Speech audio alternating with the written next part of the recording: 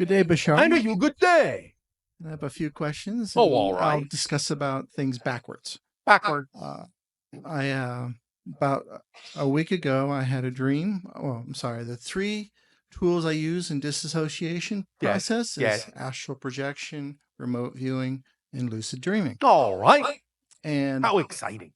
Yes. And about a week ago, I was awoken, and that state, I saw a person putting a wooden tool in my throat. Yes. And it was so hard when I woke up, I felt that it might have been, well, it sounds crazy, but like, you're talking to us about crazy? Yeah. I'm up there. All right. I felt like maybe that's the first process of me accepting like an alien abduction or alien surgery. Well, it's not the first process, but it might be one of the first times you become aware of it.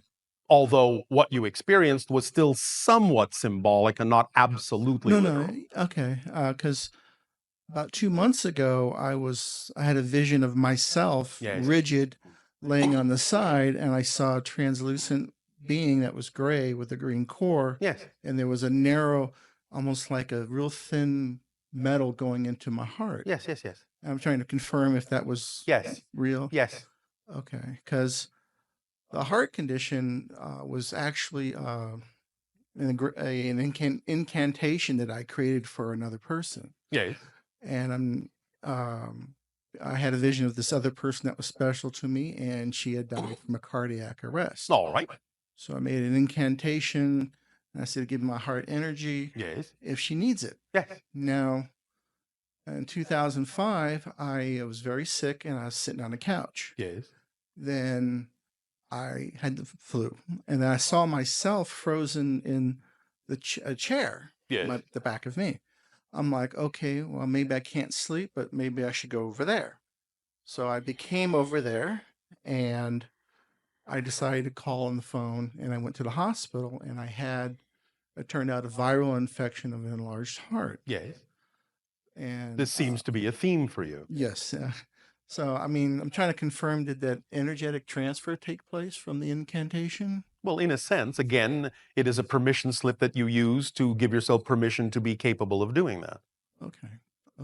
And it is also reflective for you that that's basically the energy center that you're dealing with primarily in this life. Okay. It is also representative to some degree of the connection you have with the Greys in terms of your willingness to participate in the hybridization agenda. Yeah, I have a lot of like 20 hours of memory. It's childhood. I remember being in one spot, and I would be in another spot in town, and I would forget in between. Yes. Okay. So that's confirmed. Yes.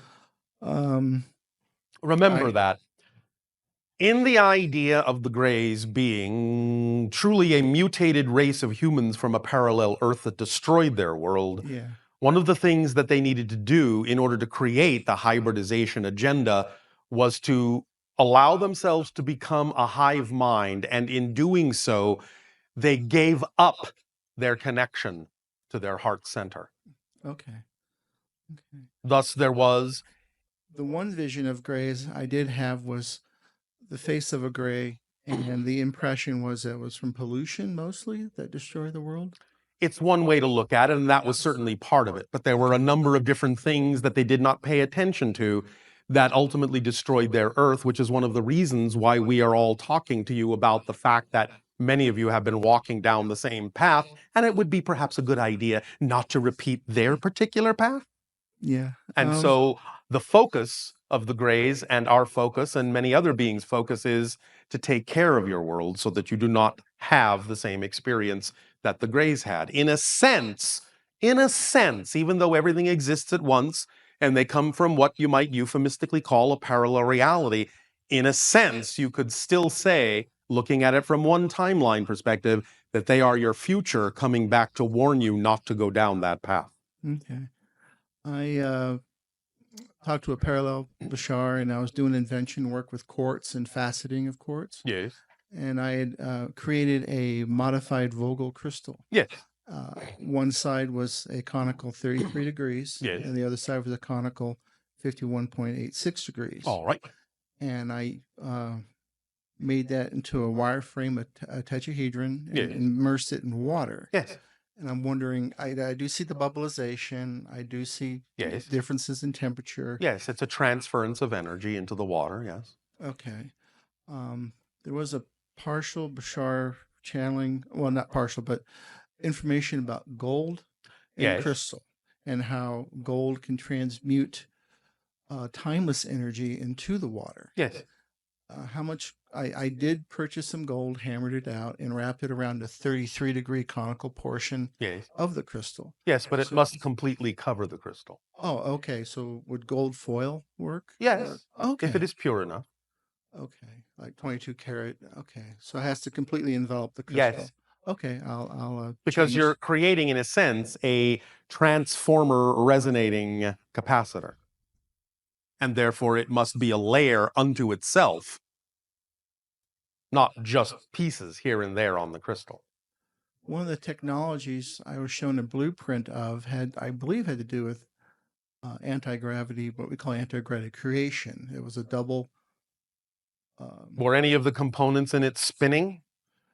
Actually, it was a Tesla coil, but it was on top and bottom. The coils were on top and the bottom. Well, yes, it's similar to what we have described as the interpenetrating coils and spirals going up and down. Yes, on the resonating chamber, and then the wire, the Yes, coils of the although wires. that's the first, very most basic form of this idea. Yeah.